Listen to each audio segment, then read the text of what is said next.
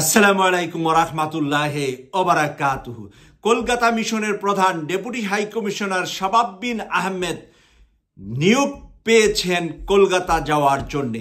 নিয়োগ পাওয়ার পরই উনি কলকাতা পৌঁছার আগে নির্দেশনা দিয়েছেন কলকাতা হাই কমিশনে কোনো কোরবানি হবে না।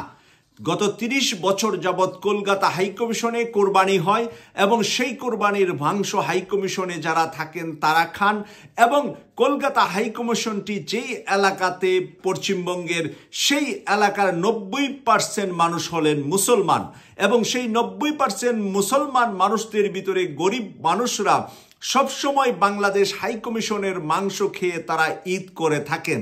আর এবার শাবাব বিন আহমেদ নিয়োগ পেয়ে সেখানে যুক্ত হওয়ার আগেই নির্দেশ দিয়েছে সেখানে যেন কোরবানি না দেওয়া হয়। প্রিয় দর্শক, গত বছর সেখানে ৫টি গরু এবং ২টি ছাগল কোরবানি দেওয়া হয়েছে। জানা গেছে এই শাবাব বিন আহমেদ এর আগে দিল্লি হাই কমিশনে কাজ করেছেন এবং তখন সে বিজেপির সাথে জড়িয়ে গিয়েছেন এবং সে বিজেপির রাজনীতি, বিজেপির আদর্শে এবং নরেন্দ্র মোদীর কাছের মানুষ হিসাবে সে পরিচয় অর্জন করেছেন। এই বিষয়টা নিয়ে আজকে বেশ কিছু নিউজ প্রকাশিত হয়েছে।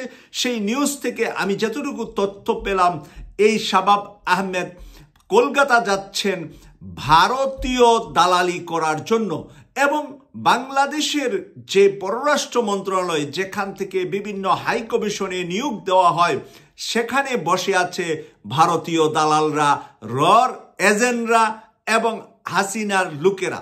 তাই পররাষ্ট্র মন্ত্রণালয় থেকে এমন একটি সেন্সিটিভ জায়গায়, গুরুত্বপূর্ণ জায়গায় কিভাবে সেখানের প্রধান এবং ডেপুটি হাই কমিশনার হিসাবে সে নিয়োগ পেয়েছেন, এই নিয়ে এখন তর্ক এবং বিতর্ক চলছে যে নাকি ক্ষমতা নেওয়ার আগে জানা গেছে যে তাকে ওখান থেকে অনুরোধ করা হচ্ছে যে আপনি যেহেতু এখনো যুক্ত হননি তাই কোরবানির পরে আসেন।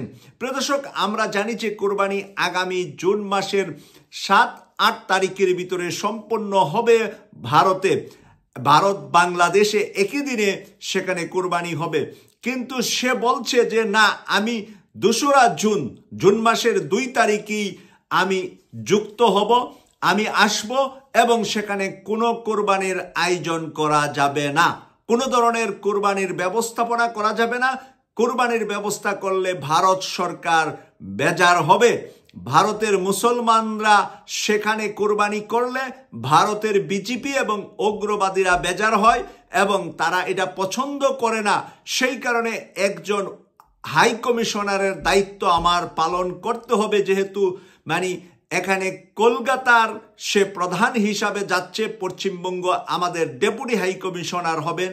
এখানে আমাদের একটি মিশন আছে আর দিল্লির আন্ডারে যেখানে আমাদের হাই কমিশনার আছেন দিল্লিতে, উনি এখানে কোনো হস্তক্ষেপ করছেন না, বাধা দিচ্ছেন না, নিষেধ করছেন না এবং উনাকে ডিঙ্গিয়ে উনাকে না জিজ্ঞাসা করে এবং জানা গিয়েছে বাংলাদেশের পররাষ্ট্র মন্ত্রণালয়কেও সে পাত্তা দিচ্ছেন না, পররাষ্ট্র মন্ত্রণালয়ের কথা তিনি মানছেন না। উনি নিজ থেকে ঘোষণা দিয়েছেন এখানে কোনো কোরবানি হবে না, যেখানে ৩০ বছর যাবৎ কোরবানি হয়ে আসছে। গত ৩০ বছর যাবৎ কলকাতা হাইকমিশনে কোরবানি হয় এবং এই কোরবানি বন্ধের জন্য নরেন্দ্র মোদীর বিজেপি তার মাথা খেয়েছে এবং সে বিজেপির কথা বাস্তবায়নের জন্য সেখানে যাচ্ছে। প্রিয় দর্শক, সেখানে জানা গিয়েছে যে কলকাতার তৃণমূল কংগ্রেস যে ক্ষমতায় আছে মমতা চাচ্ছে যে এখানে কোরবানি হোক। গত ৩০ বছরের ঐতিহ্যবাহী এই কোরবানি বাংলাদেশ হাই কমিশনে হয়ে আসছে এবং সেই কোরবানির মাংস পশ্চিমবঙ্গের মুসলমানরা খান। এটা যদি বন্ধ হয় তাহলে পশ্চিমবঙ্গে হাই কমিশনে কোরবানি হলো না, বিজেপি প্রচার করবে মমতার বিরুদ্ধে এবং আগামী বছর মমতার নির্বাচন, সেই নির্বাচনকে পুঁজি করে এখানে যাতে করে কোরবানি না হয়, মমতার পপুলারিটি নষ্ট হয়, যে মমতা বন্ধ করে দিয়েছে কলকাতা কোরবানি করা, এই প্রচারণা করার জন্য বিজেপি সারা বিশ্বব্যাপী এই প্রচারণা ছড়িয়ে দেওয়ার জন্য এই মানুষটাকে তারা বেছে নিয়েছে, শাবাব বিন আহমেদকে। তাহলে শাবাব বিন আহমেদকে পছন্দ করেছে ভারত, আর বাংলাদেশের পররাষ্ট্র মন্ত্রণালয় থেকে নিয়োগ দেওয়া হয়েছে তাদের পছন্দের মানুষকে কলকাতা। কেন এমনটা হবে?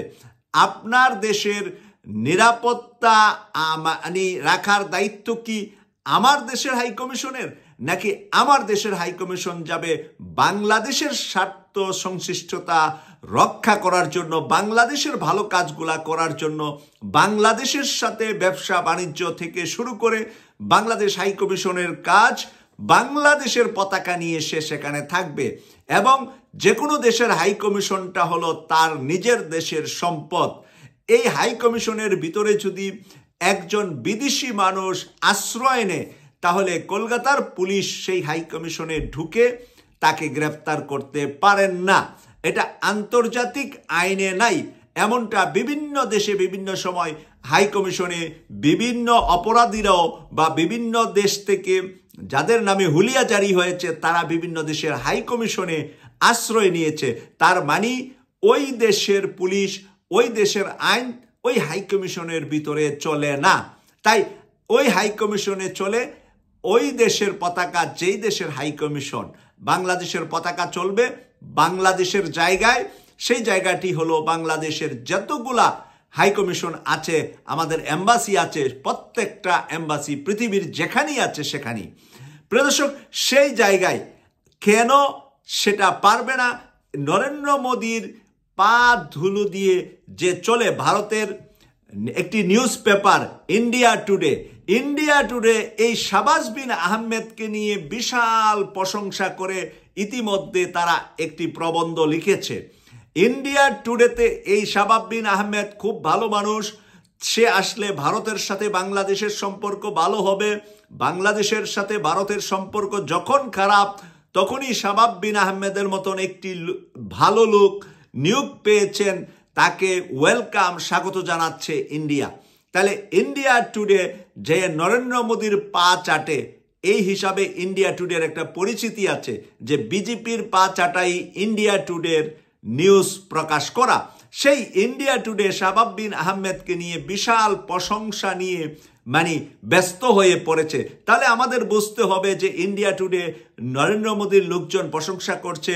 শাবাব বিন আহমেদ কলকাতা যাওয়ার আগেই আমি জোরালোভাবে প্রতিবাদ করছি এই শাবাব বিন আহমেদের যেন সেখানে ডেপুটি হাই কমিশনার হিসাবে, পশ্চিমবঙ্গের প্রধান হিসাবে যুক্ত না হতে পারে, সেটা যেন বাংলাদেশের পররাষ্ট্র মন্ত্রণালয় এখনই পদক্ষেপ নেয়।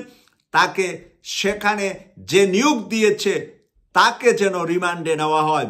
যে নিয়োগ দিয়েছে, কেন নিয়োগ দিল এরকম একজন মানুষকে, তাকে যদি রিমান্ডে নেওয়া হয় পররাষ্ট্র মন্ত্রণালয়ের, তাহলে জানা যাবে যে এখানে দিল্লির সাথে ওরা আতাত করে বাংলাদেশের সবকিছু বিক্রি করার জন্য, বাংলাদেশের গোপন তথ্য দিয়ে দেওয়ার জন্য এই শাবাব বিন আহমেদকে পাঠানো হচ্ছে কিনা কলকাতা, এখন এটা নিয়ে চিন্তা করার বিষয় বলে আমি মনে করছি।